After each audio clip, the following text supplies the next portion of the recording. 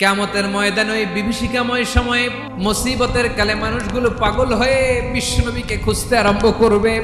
সবাই মিলে বিশ্বনবীর কাছে যেয়ে বলবে, ইয়া রাহমাতাল লিল আলামিন, দেখেন আমাদের কি অবস্থা, আজকে কেউ সুপারিশ করতে পারবে না।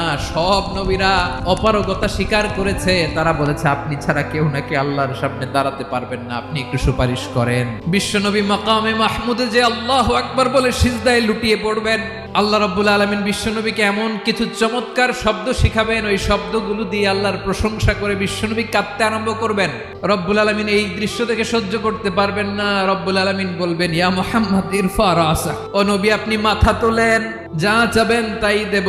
ওয়াশফা তুশাফা, যার জন্য সুপারিশ করবেন তার সুপারিশ কবুল করে নেব। প্রতিটি নবী বলবেন, নফসি নফসি, আল্লাহ তুমি আমারে বাঁচাও, আমারে বাঁচাও। বিশ্বনবী মাথা তুলবেন, তুলে বলবেন, রব্বি হাবলি উম্মতি, আল্লাহ তুমি আমার গুনাহগার